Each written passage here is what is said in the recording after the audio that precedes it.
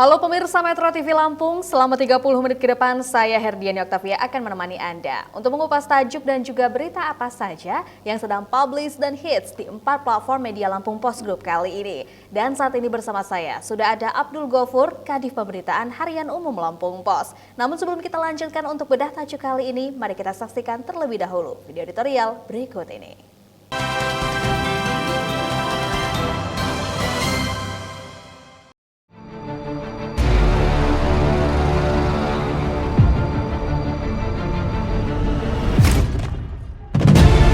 Tekan rasuah barang jasa.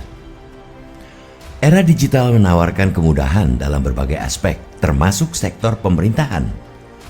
Ikhwal pengadaan barang dan jasa organisasi perangkat daerah atau OPD yang selama ini dihadapkan pada panjangnya rantai administrasi, kini memasuki babak baru. Biro Pengadaan Barang dan Jasa atau PBJ Provinsi Lampung mendorong OPD memanfaatkan e-katalog untuk penggadaian barang dan jasa di tiap dinas. Hal ini dijelaskan kepada Biro Pengadaan Barang dan Jasa Provinsi Lampung, Slamet Riyadi.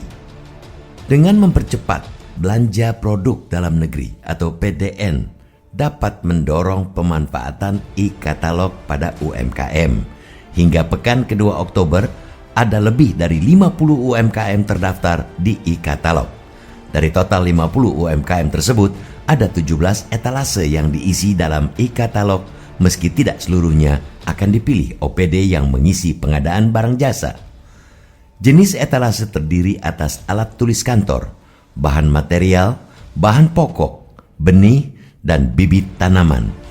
Kemudian, servis kendaraan, souvenir, aspal beton ready mix, sewa tenda, dan juga dekorasi, hewan ternak, jasa keamanan, jasa kebersihan, makanan dan minuman, pakaian dinas dan kain tradisional, sarana dan prasarana perkantoran, hingga seragam sekolah.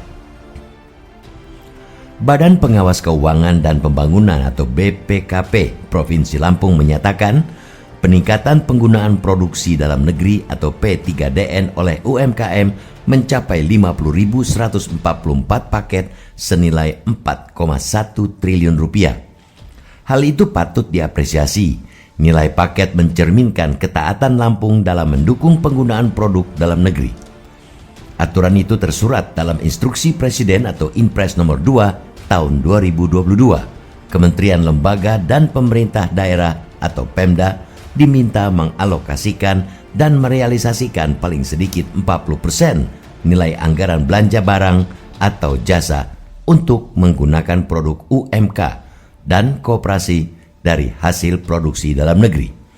Selain itu, apresiasi juga patut diberikan karena Pemprov bersungguh-sungguh dalam mengalihkan proses pengadaan manual menjadi pengadaan secara elektronik paling lambat 2023. Pemerintah juga mendorong percepatan penayangan produk UMKM pada katalog lokal. Namun, Pemprov jangan dulu jemawa. Pemerintah perlu memetakan komoditas dan jasa lokal lainnya yang potensial selain produk makanan, pakaian, dan kerajinan tradisional.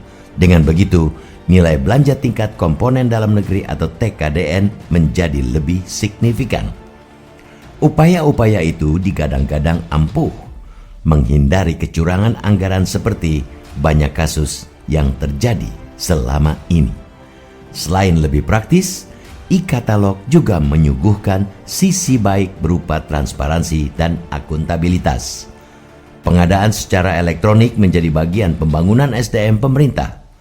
Para abdi negara ditempa menjadi lebih profesional dan berintegritas. Dengan begitu, ASN akan makin fokus melayani masyarakat dan bekerja untuk mencapai target yang sudah ditentukan. Sekali mendayung, 2-3 pulau terlampaui. Pemanfaatan e-katalog akan menekan penyelewengan pengadaan barang jasa sekaligus membangun ketahanan UMKM. Efek domino yang bakal muncul adalah kebangkitan ekonomi daerah serta pemerintahan bersih bebas korupsi.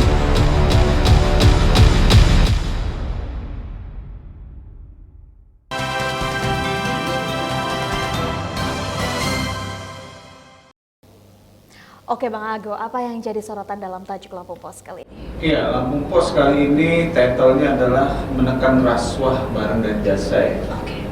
Kenapa kita angkat soal ini? Karena kita melihat fenomena yang positif di mana pemerintah pusat, pemerintah daerah itu mendorong transaksi elektronik barang dan jasa. Jadi transaksi tidak manual lagi, tapi sudah melalui e-katalog. Dan itu memberdayakan UMKM.